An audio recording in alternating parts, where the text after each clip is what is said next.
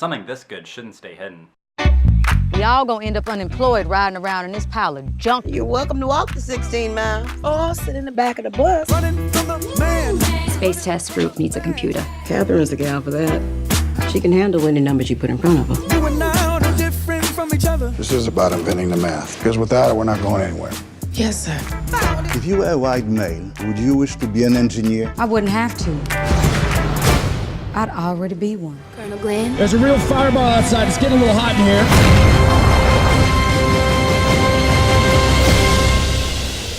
So hey guys, and welcome to Owen Sound. Today I'm going to be talking about Hidden Figures. This is a new film directed by Theodore Melfi, who some of you may know from the Bill Murray film that he directed called St. Vincent. The movie stars Taraji P. Henson, Octavia Spencer, and Janelle Monáe. The basic breakdown of the plot revolves around three African-American women in the 60s who helped NASA with the Mercury space program. And for those of you that usually check out around biopics, hold on, I usually do too, but I really enjoyed this one. So going to the biggest strength of this film is its ensemble cast, and the cast really works well together, and overall they're just the thing that really drives the film home. I'll go to the important cast members in just a moment, but even members like Jim Parsons from The Big Bang Theory, who I usually just roll my eyes at, was great in this film, and he had a really interesting, compelling character that you really seem to grow with throughout the movie as he slowly turns to our side. And even Kevin Costner delivers a great performance after what I feel is like almost a decade of him delivering the most passable and boring performances I've seen in quite some time. Octavia Spencer, of course, is great in her role as Dorothy Vaughan, and she really has one of the most important roles in the entire film. She really actually brings the most people up with her as she works to try and bring her and her fellow African-American coworkers at NASA forward as the technology is soon going to put them all out of a job. And I felt like her role, despite how little she actually ends up being compared to Janelle Monáe or Taraji's character, I just felt that her character was just really important, and it was a really strong character, and her sense of family was the strongest out of any of the characters, and I really felt like she was a great, I guess, kind of older kind of strong one of the entire group. Taraji P. Henson does a great job leading this movie as Katherine Johnson. Now, I hadn't seen Henson in anything before, as I believe she's only in the TV show Empire, but she delivered a great performance. She really stole the show in this movie. I felt she gave a very subdued performance as well. I felt even when her character wasn't saying things, she was really acting, and you really got a sense of her character, and she wasn't one of these like super nerds who's just super shy, but she was one of these characters who was reserved because of what she'd gone through in her life, and because she knows that people will treat her differently. And I felt like you got her sense of a real character who just doesn't talk to people as much and is a bit shy more because she just doesn't want to deal with some people. And I felt when you really got these peeks at her actual character, that when she really knows people, it was really interesting. And of course, Janelle Monáe playing Mary Jackson is one of my favorites in the movie,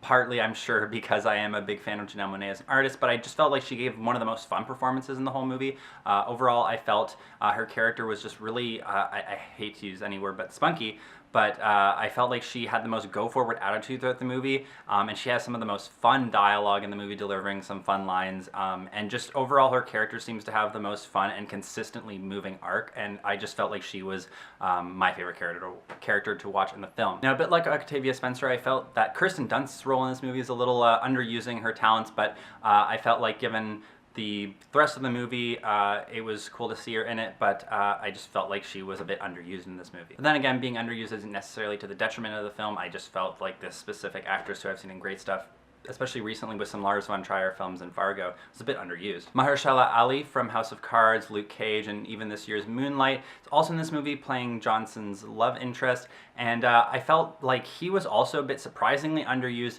as he is really a big up-and-comer right now, especially with the TV series I just mentioned, and Moonlight, which is like huge contender for award season, and I felt he gave a great performance, and he's there and he serves a purpose, and he's not really supposed to be the focus of this movie anyways. I was just surprised, given some of the other male actors in this movie, how little he was in the film, but he does deliver when he is on screen. Aldous Hodey's Levi Jackson, or Janelle Monáe's character's husband, is also one of the more fun characters to watch.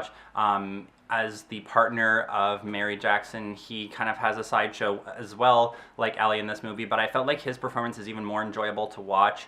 Despite how little he is on screen, his character has, like, I guess the biggest arc out of any of these side characters not involved in NASA, and I felt like his character was one that I enjoyed watching, and he also delivers the great line, "Civil rights ain't always civil," which I just felt was this delectable line.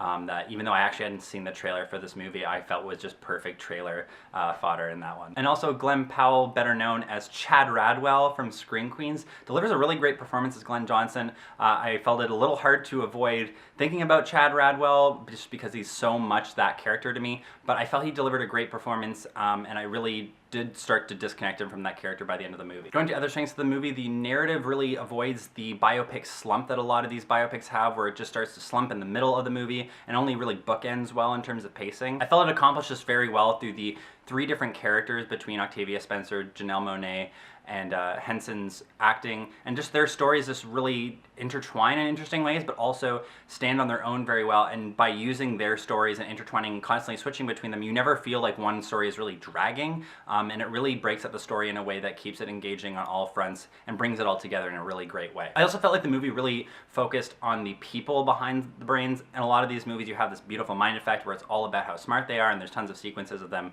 doing math, which they do have at once or twice in the movie, but I feel like they front-ended a lot, so you just get it out of the way, and it's really about the characters behind the brain. Like most biopics, the movie is a little visually boring, but it does make up for it with certain shots, notably a transition from face to probe in space back to a face. It was really interesting shot. Musically, the movie is also helped along by some great music from Pharrell Williams and Hans Zimmer. That it's surprising noting that these two are on the same soundtrack together, but it is a great job nonetheless. I also thought it was really clever titling to have Hidden Figures not just as the women themselves, but the numbers that are hidden throughout the movie and that they were trying to find just with the new math that they were learning. Just really clever titling, in my opinion, given some titles like The American or Man on a Ledge that we've been getting lately. Notably, the movie also has a very realistically dark portrayal of how bad segregation was back in the 60s, as most people probably don't even remember how bad it was, and this is really poignant in today's political climate, especially with everything happening with President Trump. I just felt like this movie really doesn't shy away from anything that people might think, oh, this is too dark, this is going to make people depressed.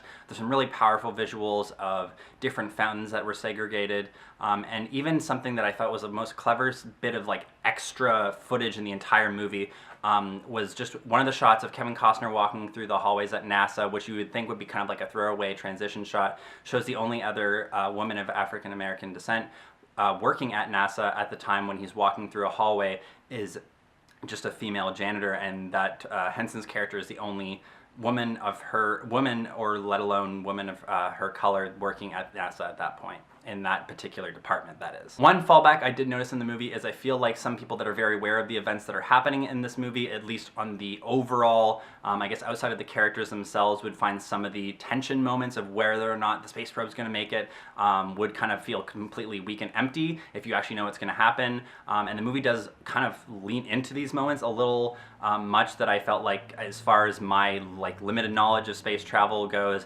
that there wasn't really any tension to build. So I felt like this maybe could have been relied on a little less. I also wanted to mention that I felt like some of the moments of really just some of the characters finally getting over their racism and being very much breaking barriers down. I was constantly wondering how much they were embellished, as a lot of movies tend to embellish certain moments like this. So I really recommend for anybody that watched this movie or wants to know more, go check out Margot Lee Shetterly's book of the same name. It's basically just an extended Hidden Figures like colon, huge title. I really recommend this. I really planned, this is something I always take, you know, stuff that happens in these movies with a grain of salt, at least in the certain details like this, with certain characters really breaking out of their I guess stubborn mold, although I'm sure certain events did actually occur. I just always wonder when I watch a movie like this how much of this actually did happen. So going to an overall roundup of the movie, I feel like there's really nothing bad to say about the movie.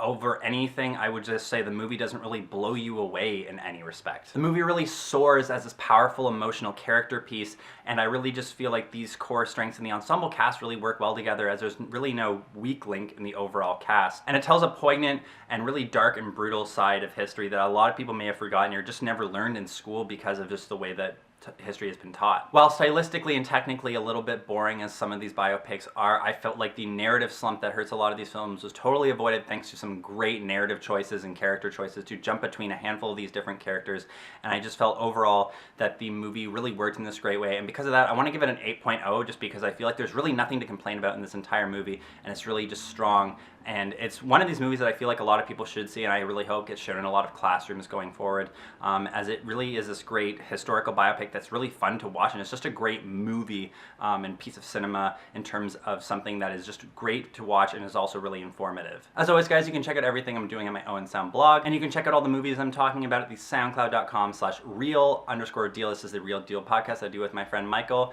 and we just put our latest episode out. The next one will be coming out during the Oscar season, but be sure I will be talking about this as we just put one out. Going off of this one, I wanted to ask you guys, what's your favorite biopic?